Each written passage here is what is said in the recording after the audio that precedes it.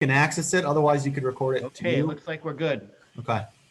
All right, and I can tell you that I am and have been very involved in the construction associations in the state of Wisconsin. I've been actively involved in the AGC of Wisconsin. In fact, last month I was there to do a leadership program within their Leadership AGC series that they've been running for several years. I was in the inaugural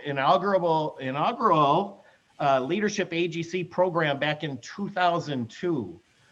With several contracting friends from Wisconsin who today are in very prominent positions throughout the state. And so also too, I get involved in STP training through Madison, and then Henry has been gracious enough to have me participate in a couple areas here in Milwaukee. So thank you for having me today. We are going to do principles of motivation, and this is usually a half-day workshop. So what we're going to do today in this hour is really condense it down and give you a Costco sample of that. How many of you remember Costco samples? Remember February?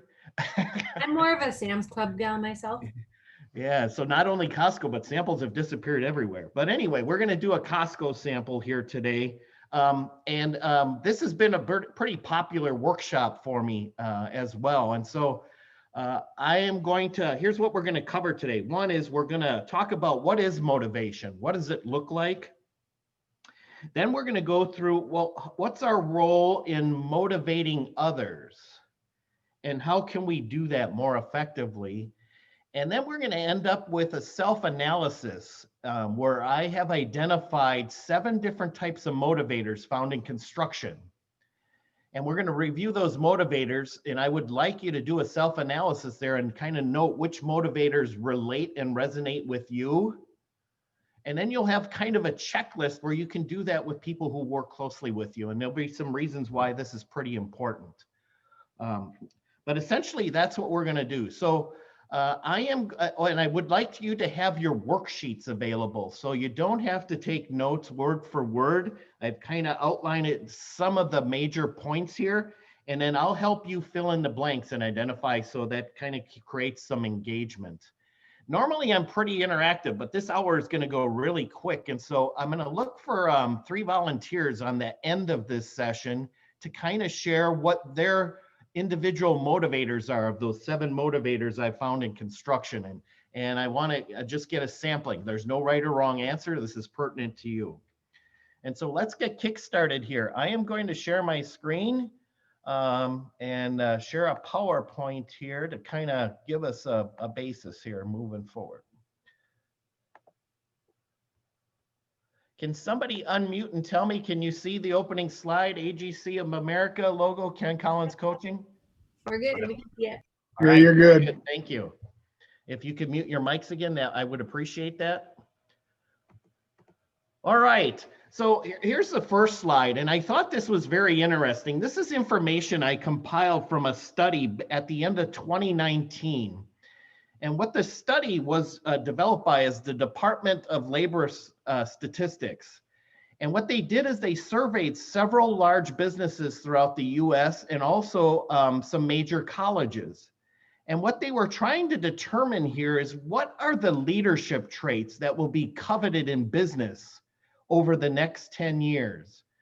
So from 2020 today until 2030.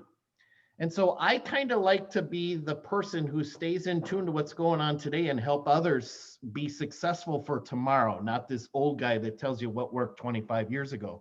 And so I thought this was really interesting here.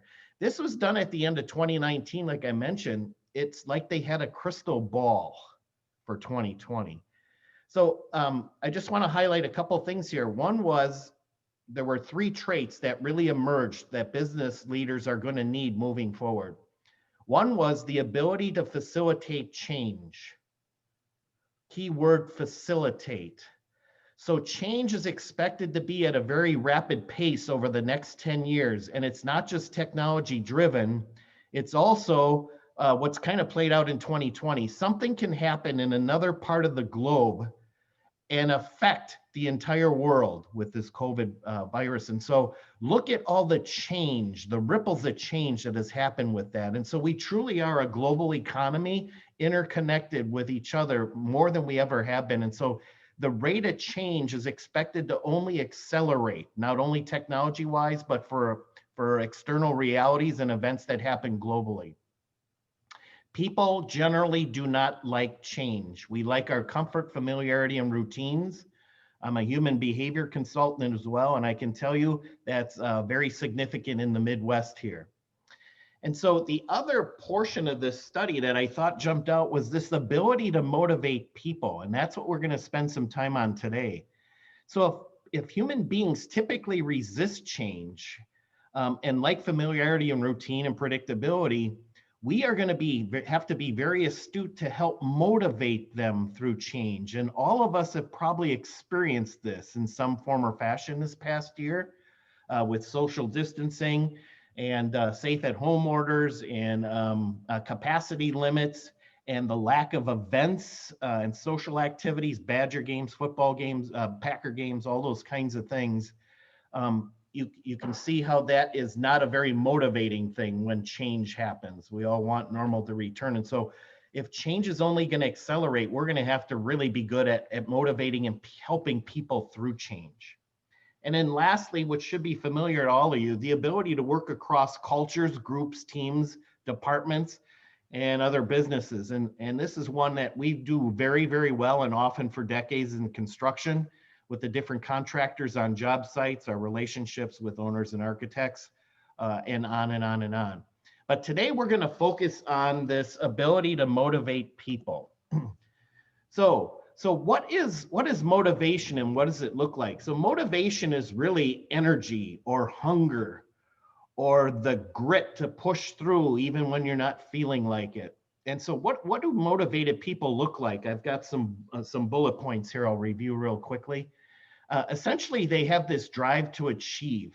They're very results orientated, deadline driven, continual improver, always want to be better tomorrow than they were today. They just have this natural drive to them. A motivated person also has a passion which is contagious. All that energy, enthusiasm, and this ability to get stuff done and move forward, people want to be part of that.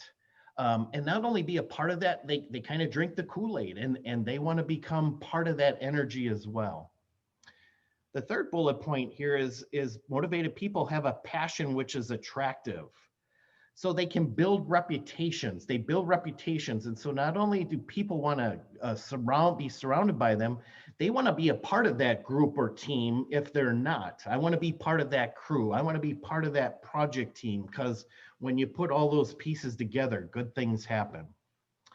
The next item here is they have a very clear picture of what's important. They have a big picture look at things, and eye on the prize, so to speak. Much like construction, we start with this vision. Here's a set of plans and specs. Here's what the end outcome is going to look like. And now how do we get there along the way? And the reason we are very consistent, deadline driven, and task orientated is we know what that big picture is and we want to get there. And so motivated people constantly have that big picture in mind, even when there's hiccups, curveballs, potholes, and problem solving along the way. We keep pushing forward to that end vision. Motivated people really enjoy challenges and to be stretched. They love doing things they haven't done before. They love doing things that are viewed as can't be done or impossible, or it's just something maybe new, a different kind of project. And so they like the challenges. I always had this statement over the years that winners stretch to the challenge, whiners shrink to the challenge. So you'll never hear a motivated person provide a list of why we can't do things. Why are we even doing this? It's just not going to work. All those kinds of things. So motivated people generally have this winners kind of attitude. Now, why is this important to start with today? And this is a key point. Typically, you will have a hard time motivating others if you're not a motivated person yourself. typically it'll be more difficult to motivate others if you're not a motivated person yourself. So I thought I'd start with a baseline here of what does a motivated person look like. Now, if you would grab your worksheet in front of you, I'm going to review some of the principles of motivation.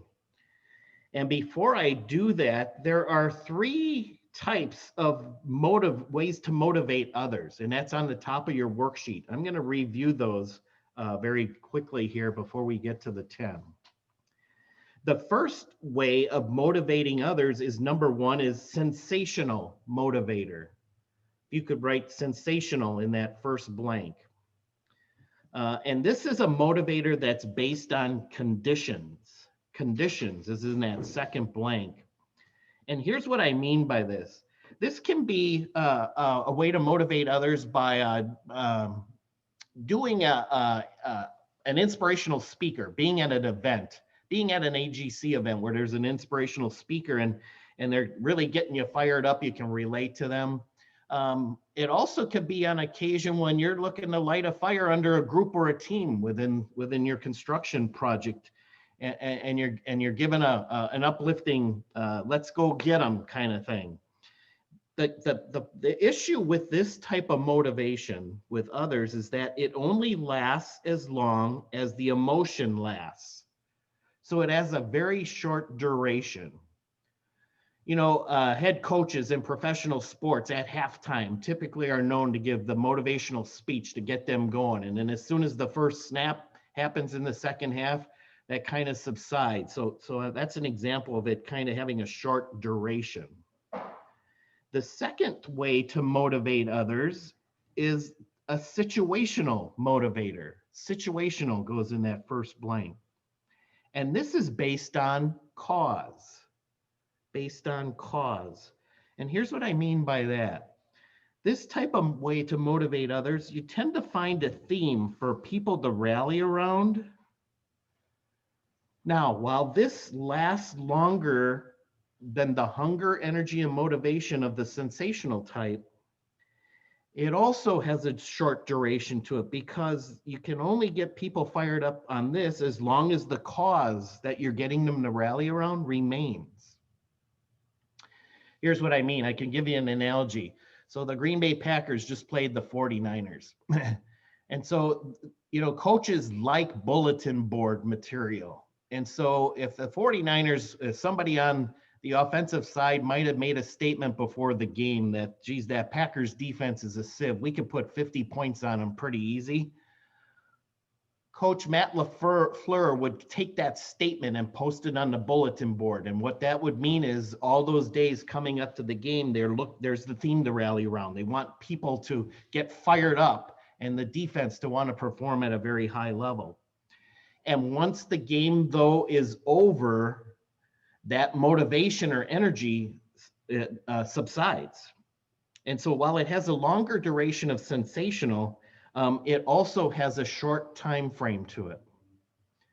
Now, number 3, and this is the one we're going to focus on today. The third type of way to motivate others is sustained motivator. Sustained goes in that first blank. And this is based on character. Character is in that second blank. What this is, and first of all, I'll define character. Character is who you are on the inside. It's who you are. It's your moral compass. It's the way you view the world. This type of motivator can keep morale at a very high level for a long period of time. And here's what I mean by this. All of you can relate to mentors in your industry or in your life. And think about the way you interact with them.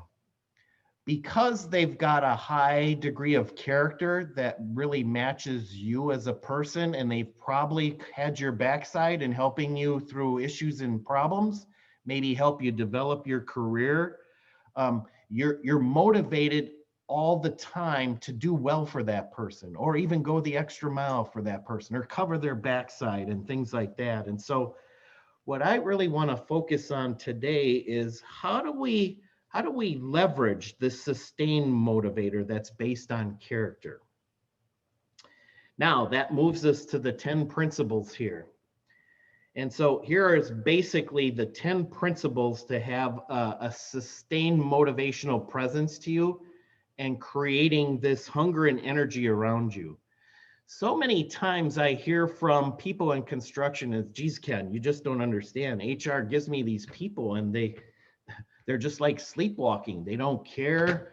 They don't understand. I just can't get them jacked up. Well, a lot of times it could be how we're approaching them. And so here's some tools for your toolbox to think about when we want to motivate through character. Principle number 1, people do what people see. People do what people see. Now, here's what I mean by this. I have worked with a lot of people in construction over the years, and if I ask them to describe their leadership style, especially in the field, I'll usually hear something like, well, I lead by example. And so that's exactly what this first principle is modeling being motivated. That's why I started with that first slide. What does motivation look like in a person? Just like a parent, and you know, these principles are kind of 360. They apply professionally, they apply at home, they apply in your communities. And for some of you who coach recreational sports with kids, this all applies here. But whether you're a parent or a supervisor at work, we live in this fishbowl, and people mimic and imitate and replicate what we do. Much like parents, when our kids are toddlers, you know, they're replicating things that we might have said or done, and we kind of chuckle, and it's kind of funny how they're emulating that. And then there's times when maybe our kids replicate something we weren't sure they heard or saw, and we go, oh boy, that's not good. But and I'm not saying our employees at work are kids, but it's very similar. We're in this fishbowl and people replicate and copy. And so that's what I mean by, if you're a highly motivated person every day, passionate about what you do, what gets you out of bed in the morning, you're going to exemplify that to anybody else around you. And so people do what people see. Principle number 2 is know your people. Know your people. And this is really, really, really important here, because I have found in construction, we get really, really frustrated with other people, especially new people in the industry today. And the reason we get frustrated in a lot of cases is that what motivates us, we assume should be motivational to them. Or what we're passionate about, they should be passionate about. Or what gives you energy or hunger, they should be. And the reality of it is everybody's different. It's a lot like personality styles. Everybody's different. So what this means here is know your people. Take the time to ask or find out what motivates you. My favorite question in interviews over the years is, what are you passionate about? What gets you out of bed in the morning? And I can tell you get a wide range of answers to that question. And then they can go anywhere from, geez, Ken, in the morning, I don't get out of bed till the afternoon. Wrong answer. Or I will get something like, you know what, I am just extremely mechanically inclined, and I always have to be working with my hands. And I have a couple hobbies, rebuilding cars and building things in my shed. And so construction would really fit me. So you get this feel what they're motivated by, what gives them joy and energy. And so it's a very simple thing, but sometimes not in construction. We're very task orientated. What this means is we've got to be more people or relational orientated, and just simply ask and find out, get to know your people. Principle number 3, let your people know you. Let your people know you. Now, this continues to go down the path of people orientation and relational. And what this is here is I have found, and I found out late in my career, if you share What's important to you? What drives you? What really motivates you? People around you, when you share that, now have an expectation. They have an understanding of you. And just like really good mentors that we've had, when you're the student, you want to give it to that person. And so it can be very simple as sharing what makes you tick. A lot of times in construction, we've got this, oh no, I'm the supervisor and you're the employee. We can't have a friends relationship. And I'm not saying friends there, but I'm saying develop a rapport where they know you. And I'll tell you, I would tell my people all the time, yet what gets me out of bed in the morning, I'm driven by being the very best at whatever I do. If I'm going to play you checkers this afternoon, I want to kick your ass. If I am going to be on a crew, I want to be the best crew in the company. I want us to be the best subcontractor in construction. I want this to be the best customer experience for the client. And so when I would share that with people, all of a sudden they would rally around me. It was kind of stunning. All of them knew I was driven to be the best, so they want to be a part of that. Very simple concept. So let your people know you. Number 4, what gets rewarded gets done. What gets rewarded gets done. And I think in this one here, I'm trying to debunk what we've seen in kids in athletics, and that is participation trophy. Everybody gets an award. There's no winner or loser. And what that does is it really creates an environment of average. How many people get fired up over average? I know all of you are in construction, are type A personalities, and average is like drinking plain old water. It's not very enthusiastic. I'm driven to excel and be better and differentiate and things like that. So my favorite line on this principle over the years has been, effort does not equal results. Effort does not equal results. Make sure, and when I mention the word rewarded, I'm really talking about feedback here too. You know, in construction, we've got this mantra over the years, no news is good news. Well, that's not very uplifting to people. I mean, just share with them, give them feedback. What are they doing well? What could they be doing better? What do you think they're really skilled and strong at? And it could be simple as, you know, I'm going to buy pizza at the end of the week as a thank you, or I'm going to buy beers at the end of the day, Friday, for a very productive week. You want to make sure those are tied to getting things done. Not, yeah, we worked a lot we worked 10-hour days and we worked a 60-hour week, and that badge of honor is all that effort. My question usually is, but were you productive? Make sure you're giving feedback and recognition to results. The next principle, number 5 here, nothing breeds success like success.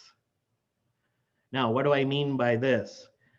It can be very easy for us in construction to point to past situations where the chips were down or we had some problems or issues, but we overcame, we scooted by adversity and we were all right.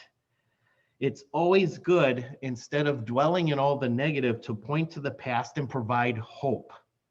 That's another way to create energy and lift people up. So always point to where the chips were down, but we came out with positive outcomes. Principle number 6, minimize the effect of mistakes. Mistakes goes in that blank, and accentuate action. Action is in the second blank. And here's what I mean by that. I want you to be very action-orientated versus mistake-driven. Now, in construction, here's what I mean. By trade, we're like professional problem solvers. That's what we do for most of the day, most of the week, most of the month. We solve issues and problems, all these unforeseens and things we can't anticipate. And so what we do is essentially, because we're professional problem solvers, when we're dealing with people, we usually see what's wrong with them and how to fix them.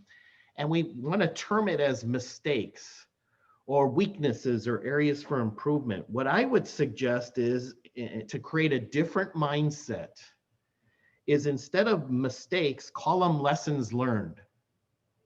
All of us today, we became very good at what we do by little mistakes or lessons learned along the way to become who we are. Now, whether it's professionally or something personal, a hobby or an activity we enjoy, we were never really good the first time. We need those lessons learned to become better. We're very risk adverse when we're training new people today, is we want to make sure that we avoid rework. And we're very mistake prone. What we want to remember is that they're lessons learned so that people can grow. So point out the actions and the behaviors that you want moving forward, or even accentuate if somebody's done something really well. Hey, do that, you did that outstanding, do that again next time, do more of that.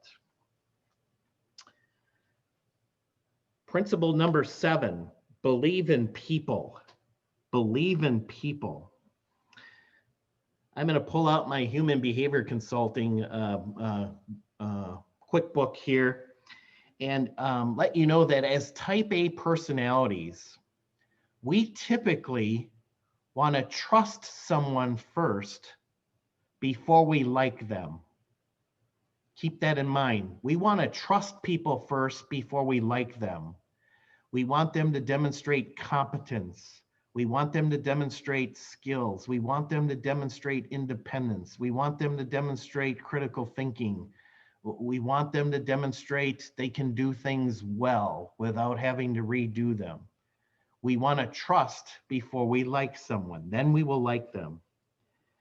Typically, new people today coming in our industry, they want to like you first, then they'll trust you. Think about the dynamic there.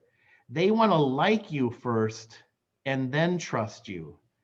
It's a direct conflict in viewpoints, so something's got to give. So that's what I mean by principle 7, borrow trust. As type A personalities, give trust. I can remember as a 17-year-old starting in the construction world, my first assignment was, Ken, you're going to Concord, North Carolina to help with a 1 million square foot Philip Morris corporate headquarters. And on that first week, the foreman asked me, geez, Ken, you're a young kid, your nose is running, you're wet behind the ears. What are we going to do with you? You got to stay out of our way.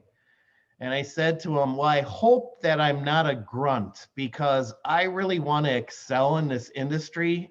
And I want to be someday the very best foreman, project manager, or owner of a company.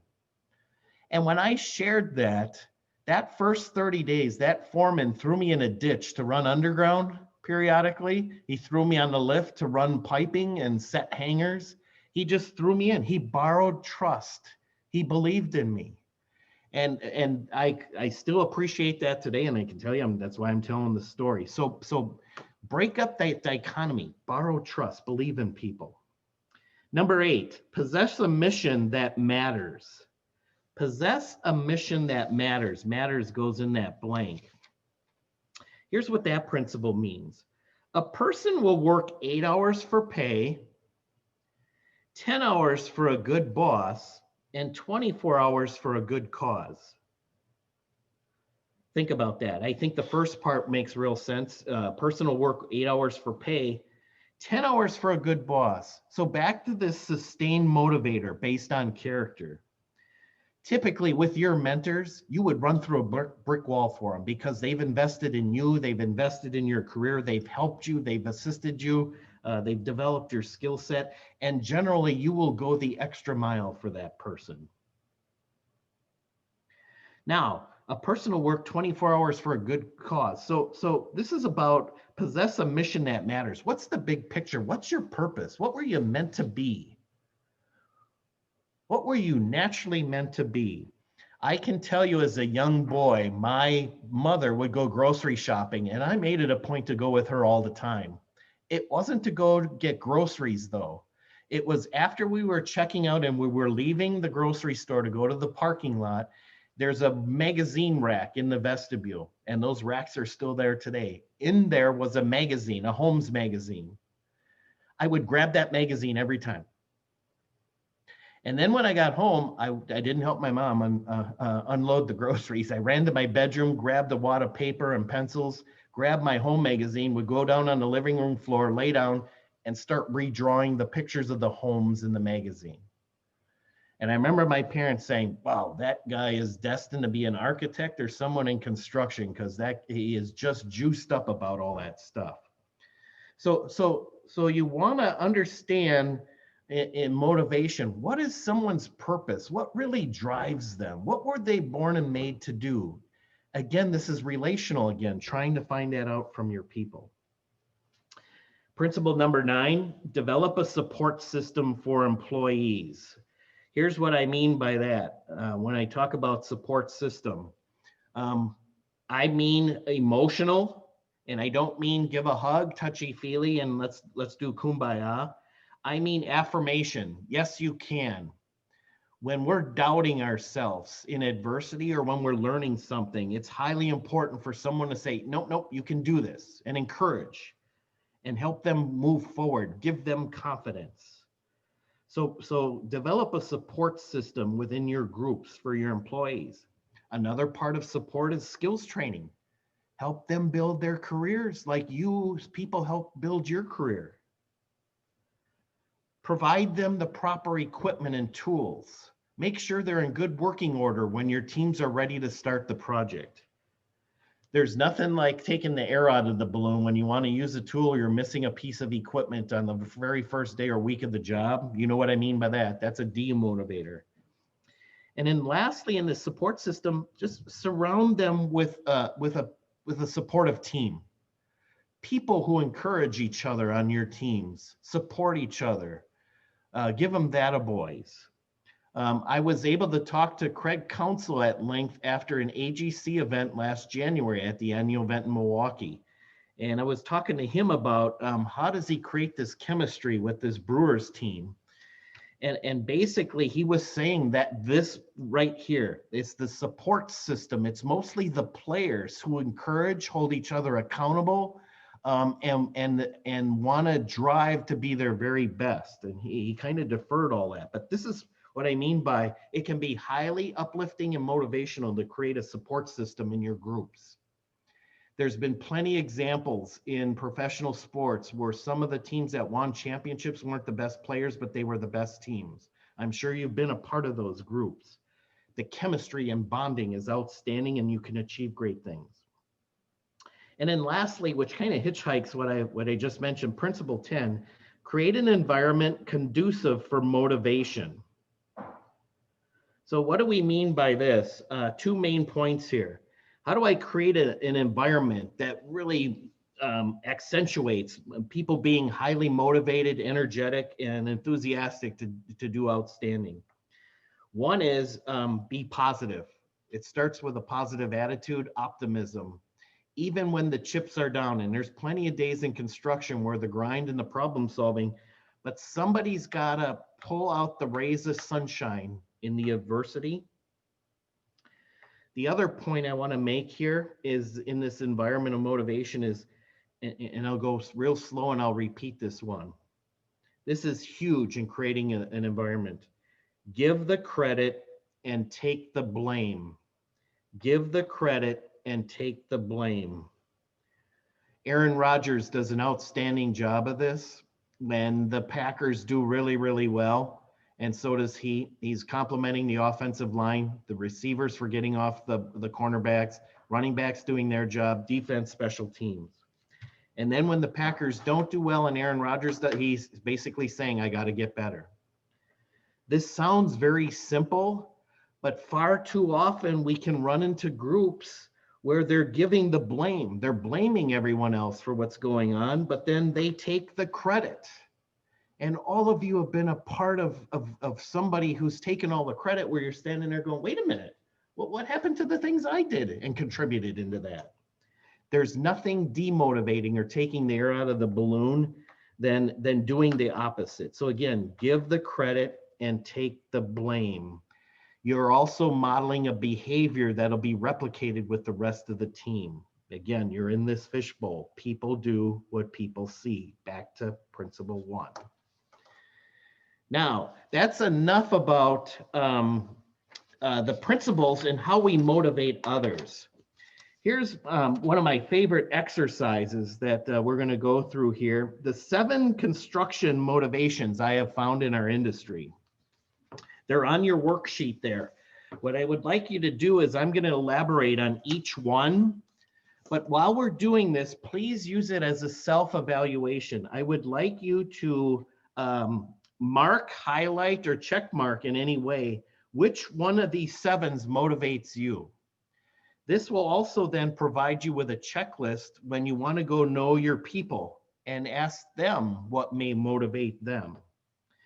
And so here we go. I'll summarize this. Motivation number 1, purpose. People want to do what they're created to do. I have found this to be very relevant in construction. Most of us in construction, our parents or some relative were in construction. We were able to taste it early, and we want to be a part of it. Like I said, my example as a little boy, grocery shopping wasn't what I was passionate about. It was drawing those homes in those magazines afterwards. So it can be talent, what you do well. It can be desire, what you want to do, and things like that. The second motivator I find in construction is autonomy. Autonomy. And what that is people want the freedom to control their lives or their project or their career. This is where we enjoy our independence. We love the acknowledgement that we've been assigned as the PM on this really tough job or the foreman on a job we've never done before. We're known as the go-to guy or gal. And so and then we're not micromanaged. We're empowered to do what we know we need to do. Deliver a project on time, within budget, in a safe manner. And so that autonomy can be pretty important to people in construction. The next one is relationships. Relationships.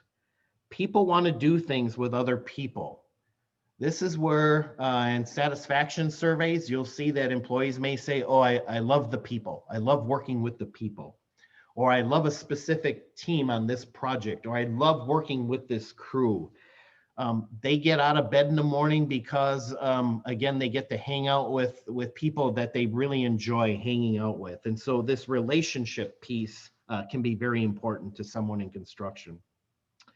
The next one is progress. Progress. People want to experience professional and personal growth. So we've all developed in our careers, starting out with apprenticeship programs and then some, and no matter how long you're in construction, you're always learning. And so this progress can be mastering a new skill, going to a training and learning and continually improving. Another form of progress in construction is this thrill of moving things forward in progression, knowing that the big picture is here's this building that we're going to provide when it's done, and seeing the steps along the way and looking back at the things that we're accomplishing, especially when there's been challenges along the way. And we take great pride in that. We love that progress part. And that can motivate us. The next one is mastery. Mastery. This one is people want to excel at their work. They want to be known as the subject matter expert. They want to be known as the person that people go to for knowledge and wisdom or skill development. They've really mastered their craft and become a construction professional. That can be very important to people and why they continue to acquire certifications, licensing, and all those things. It's a continual progress to be really, really good at what you do. The next one here is recognition. And what this is people want others to appreciate their accomplishments. So people want to know that they're valued and their contributions are appreciated, or that they've done a job well done. And so recognition can be pretty important to people in our industry. Now, back to us again as type A personalities, usually our view is, well, no news is good news. And so if somebody's motivated by recognition, we're not providing that energy or lift up. And so we've got to get really good at giving recognition. Because we're type A personalities, we usually are pretty self-confident and we don't need the kudos or the pat on the back or the that a boy or that a gal. So because we don't need it, we generally don't give it. And so this can be an important dynamic too when you're trying to motivate others. And then lastly is money. People want to be financially secure. People want to be financially secure.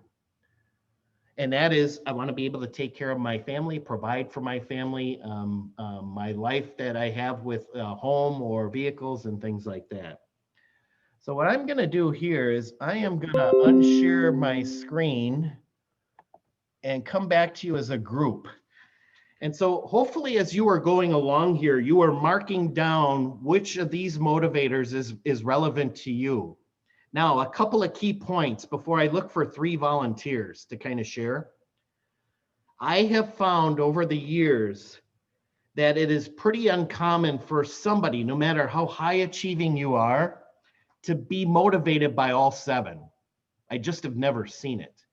When I have seen it is somebody wanted to kind of stand out in the training session and look good and give the instructor the ultimate answer. Oh, I'm motivated. So I would generally just call bullshit on that. No one's that motivated. The second thing I would like to share with you, and this is very, very important. I think in order to be successful on a consistent basis for a long duration, you have to be motivated by more than one thing. Because on any given day, week, or month, that motivator might not be there, and then you don't have a secondary to stay passionate about something. Here's what I mean. I'll give you a couple examples. So let's say relationships. Somebody's really motivated by relationships, but that's the only motivator. Let's say that they've been on assignment in the next 6 months to work by themselves on a project that, because its occupancy is very important during the day, has to work evening or third shift, second and third shift by themselves. If relationships is a huge motivator, how jacked up are they going to be with that? There's no fallback. In fact, they'll be probably disappointed, maybe underperform, not do as well, and maybe even leave or quit. You generally, if you're motivated by one thing, you tap out early. That's my main point. When I am interviewing apprentices or laborers, the thing I'm looking for too there is what motivates them, what drives them. And if I get somebody in that interview that really doesn't say much, and then at the end I say, if you have any questions, now is the time to ask. And they generally will ask, well, how long will it take till I can be a foreman? And then how long will it take till I can make foreman wages?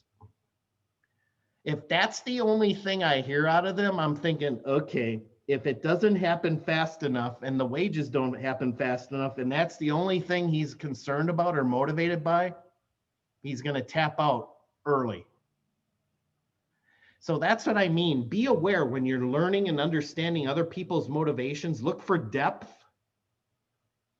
but also too, don't look for similarity, because we really get frustrated and make a mistake by looking for people to be as motivated as we are on the same things. All right. Here's where this is an interesting exercise. Typically, there's no right or wrong answers, but I would love 3 volunteers. And if we don't have 3 volunteers, I'll just pick 3. But what I would like you to do is share with us, what motivators did you come up with out of the 7? Anyone want to have the courage to jump out there and be first? Go ahead, Elijah. Hey, so my top 3 motivators would be purpose, recognition, and money. Purpose, recognition, and money. Yeah. You want to elaborate on what drove you to, what are those 3 pertinent to you? For sure. So I would say purpose because I always wanted to do something where, I was valued, I was adding value to my community or my surroundings. And, I want to fulfill my purpose and feel like I'm living in my purpose. I want to feel fulfilled within myself. that I'm doing something that I love and have a passion for. I would say recognition because I enjoy telling people what I do, what I'm working on, what projects I've completed, and get to ride past and look at with friends and family, and they're like, "Oh, that's cool," you know. I just had a friend yesterday that told me that my achievements was inspiring to them. So just being able to motivate my friends and relatives is is good for me. And money because I'm a young professional. I recently just graduated from college, and this is my first real job as a project engineer. And you know, I like to do cool things, buy nice things, and want to one day be able to take care of the family that I do have, and you know, be well off. So those are my three. All right, very good. Thanks for sharing, Elijah. You know, when I was listening to you, I thought, well, no, in purpose, he really likes to help others and add value to others. That's part of what we do in construction as well, especially in problem solving mode. But also that recognition, I could tell by body language and facial expression, there's great pride when someone points out that, look at him smile Oh there. yeah, yeah, Yep. definitely. So guys, if you were working with him, you would want to make sure that recognition is a part of that because you can see the body language response coming out of that. Yeah. All right. Very good. Thank you very much. Great start. Thanks. Randy, how about you? I'm actually not going to share mine, but I wanted to comment on Elijah's. And that question for you, Ken, I found it really interesting because my list was almost the same as Elijah's. With recognition, do you find oftentimes that that's tied in with somebody who also chooses purpose? Because recognition is kind of validation that they are serving a purpose and they're achieving on their purpose. Do those two kind of go hand in hand? Yeah, that's very observant, Randy. There are some I have found that link together, and that is one of them. Purpose and recognition is one of them. The one that's more common than that, and as long as Randy brought it up. So progress, mastery, recognition, and money usually links. Think about that. So if you're growing and progressing and you're mastering your craft and people are noticing it, guess what comes? Yep. So lesson for all of us, if you've got anyone on your team that's motivated by purpose, make sure you're giving them a lot of recognition that they are serving that purpose. You're going to motivate them even further, right? Yeah, Randy, and that's exactly where the dynamics come in construction. I'm not trying to label everyone, but we're really not good at giving recognition because we don't need it ourselves, like I mentioned. Or I hear, oh, recognition. What do you mean, Ken? I babysit enough. I don't need to do more of it. Well, wait a minute. If you're not thrilled with how your team is working throughout the day, why don't you try it? Yeah. All right, very good. Good question there. How about somebody else want to share their motivators? Again, no right or wrong answer.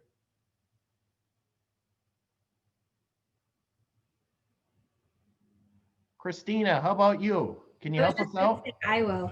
I had a tough time with this because I feel like every day is different for me. So I feel like there are a lot of these I could choose, but the ones I circled were autonomy, mastery, and recognition. Mastery and recognition. Do you want to elaborate on how you selected those? I don't know. I think what struck a chord with me when you said autonomy is just like having the freedom to be in control and kind of, you know, run things your own way, right? Mastery, I guess I almost picked progress because progress would go into mastery, but I would just, you know, like to be really good at what I do. And then that leads into recognition because I like when I get good feedback as a result of my work. And I like when I feel appreciated as a result of my work. Yeah, and part of that autonomy is the sense of professional satisfaction that you're known as a go-to person. That we rely and trust on you, we believe in you, and you can deliver the goods. And there's a sense of professional satisfaction and motivation to that. Yeah. Okay, how about one more? One more. Really good ones. Go ahead, John. Yeah, I'll keep it moving for you. I'm also maybe a slight contrarian to the connection you made before. I had picked purpose, progress, mastery, and money. But I didn't attach recognition to it. So, Ah, okay. That's okay. There's no right or wrong answer. So want to just to give a summary on how those all work together for you? well, there's a lot of things you can do. So if I don't really have a purpose, then I'll find a place to do something where I do have a purpose. And progress is that if you're going to have a purpose, you've got to really want to get that done and master it at the same time. And if you're going to be that determined and you're going to master something, then you want to be compensated for it. So, Okay, very good. So we heard from several people here. So here's my my wrapping comments here as we're heading to the top of the hour. Did you notice that almost everyone was different? And if there were similarities, the way they described why it was important to them was very different as well, and even maybe the priorities. So even in this group, there wasn't an exact match. So that's the main point that I have said a couple times throughout this session here. I see a high frustration level in construction because the people we're supervising or have oversight of don't seem to care or get excited about the things I do, because it's going to be different though. And we need, as professionals and leaders, to find out what those are. Get to know people. The other thing I noticed that plays out every time we do this. So money is never, so money doesn't really come up as the top priority every time. Now, I'll tell a couple things on money. Money is a satisfier. Money is a satisfier, not a driver. There are tons of athletes in professional sports that get millions of dollars to play a child's game for part-time in the year. And I can tell you, when I've gotten up close to him, I used to work out with Mark Tauscher with the Badgers. He would tell me, yeah, Ken, there's a lot of athletes who are unhappy, even though all these kids think we're role models. And the reason they're unhappy is they know that their coach doesn't give a shit about them. They don't ask them about their lives or their kids or what have you. And so you got these high profile athletes that are so unhappy, but they got all the money. And so that's what I mean. Money is a satisfier. No one's going to turn down a wage increase or a bonus. But as you get older, it has kind of diminishing returns. Now, like Elijah said, this does kind of, motivators might change depending on what period of life you're in. So when you're young and coming into the industry, you're looking to provide for a family and build things for your family and acquire that home and all the things that come with it. And so that becomes a little more important. Typically, I hear when it's motivated in a good sense, it's around this sense of I want to support my family. That's a purpose, actually. It's another motivator. And so I would keep that in mind. Well, we're coming to the top of the hour here. Henry, did you have any wrap-up comments? That's kind of the Costco sample of a very, very deep and important topic. As you can see, it's something that's going to be coveted over the next 10 years.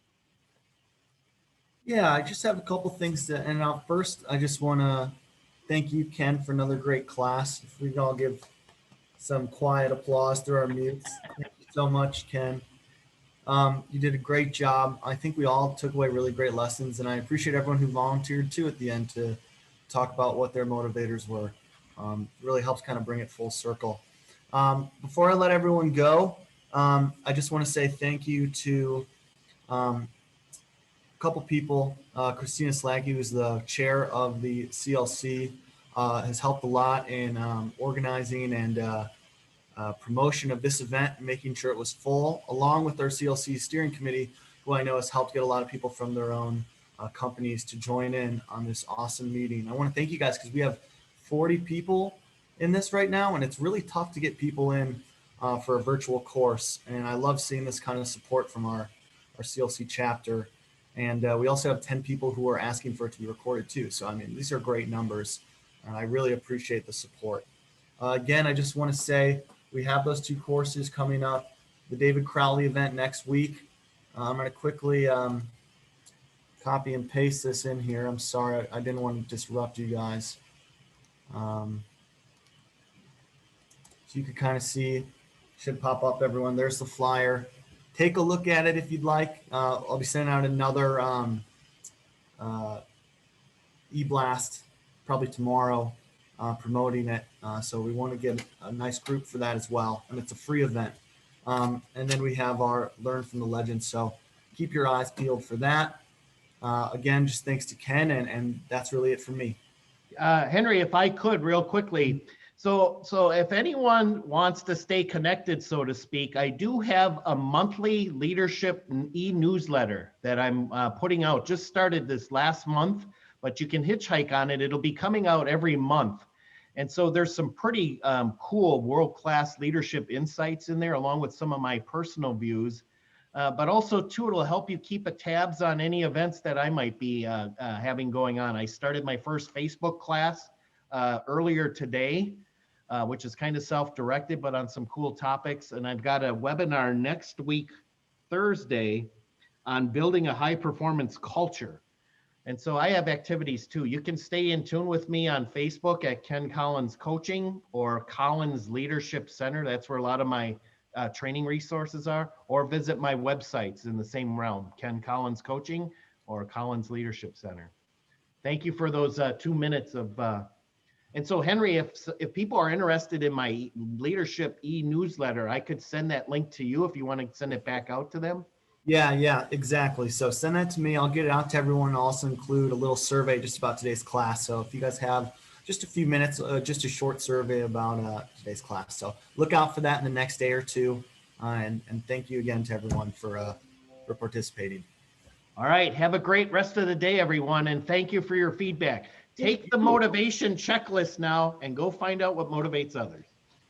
Thanks, Ken. Thanks, Henry. Thanks, everyone, for joining. See ya. Thanks, guys. Yeah. See ya. Bye.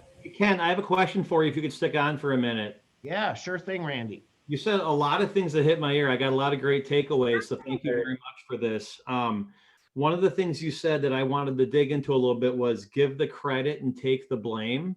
I think that's incredibly important. As a management team, we're really working at holding our people accountable as well. So setting expectations and then keeping them accountable to those expectations, which is a little bit contradictory to sometimes taking the blame.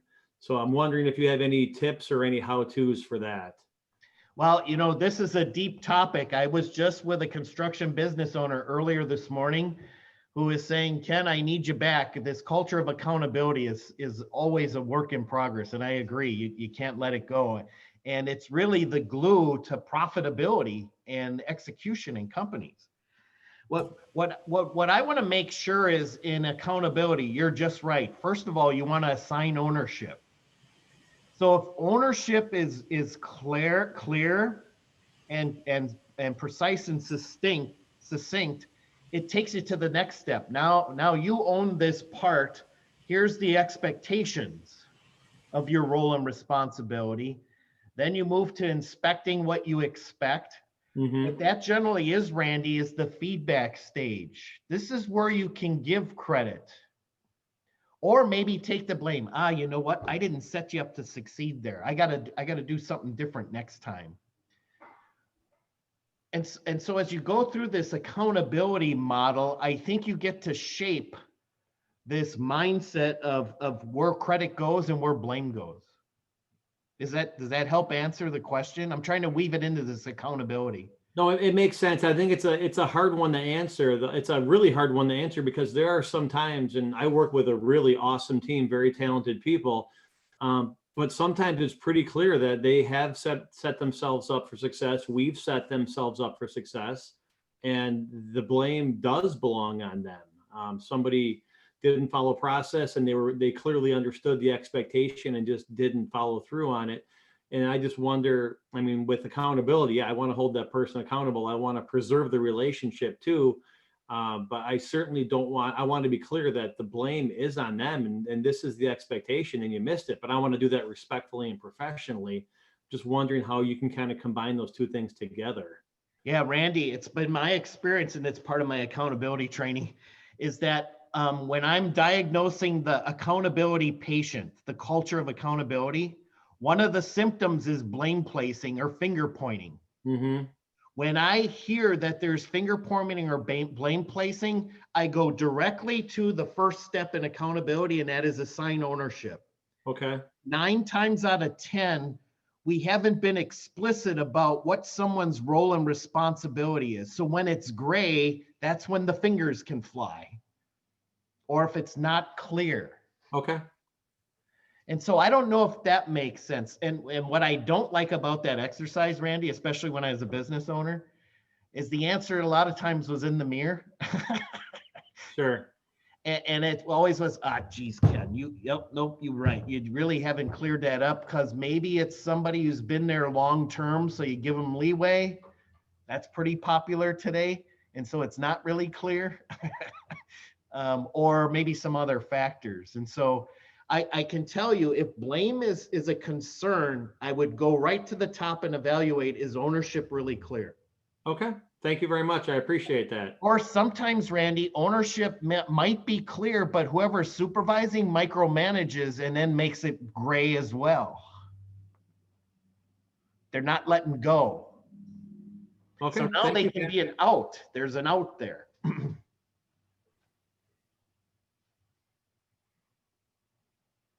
that help? Yeah, that helps a lot. Thank you very much. Good question. Accountability is a popular topic too as well today.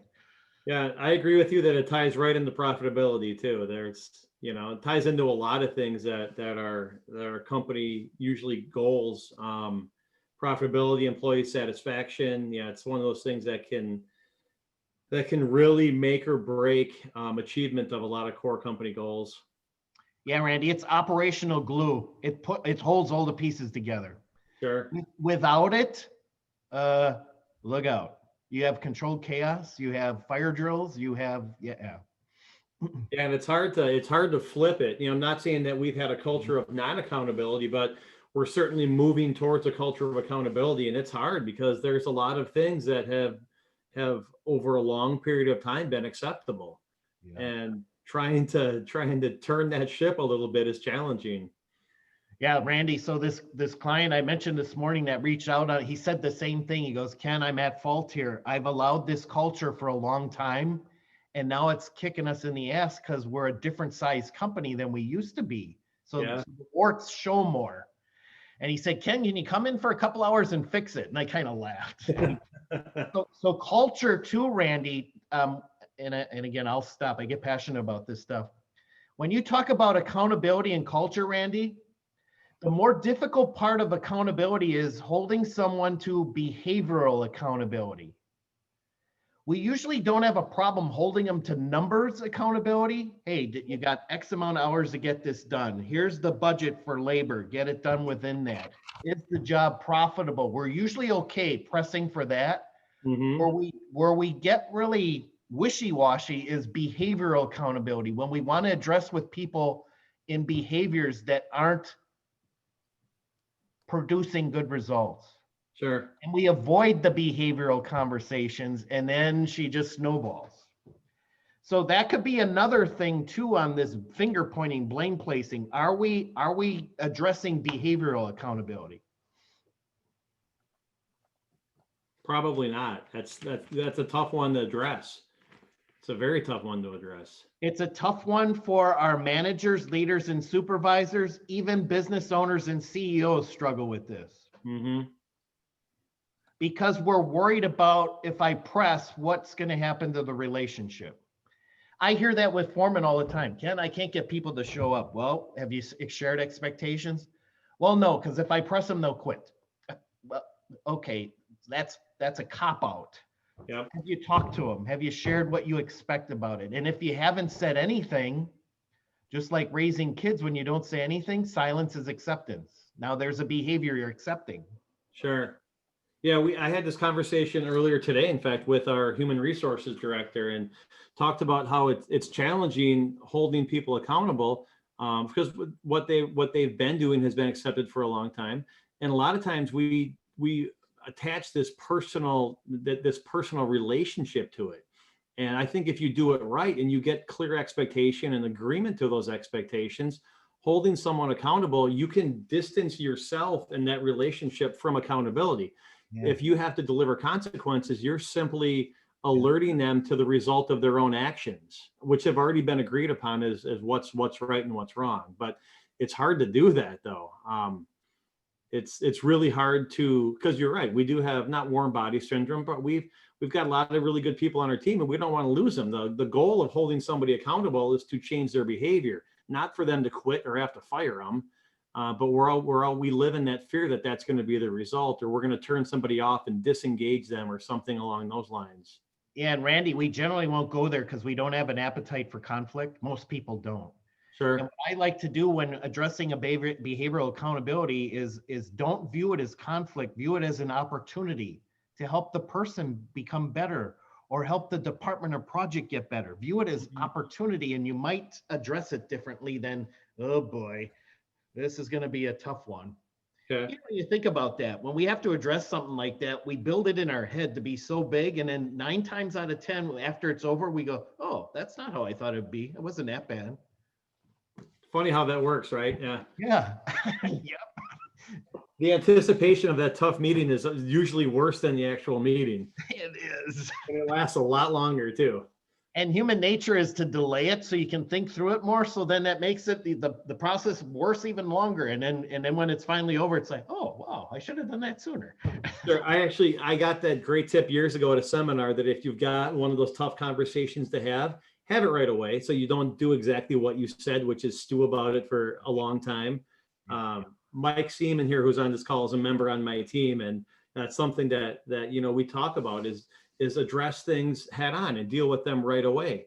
Luckily, Mike and I haven't had really any tough conversations like that, but Mike is one of our project managers and crews don't always hit expectations. And, instead of stewing about it for days and weeks and whatever else and allowing more of it to occur, just deal with it constructively, professionally, right when it happens. Mm-hmm.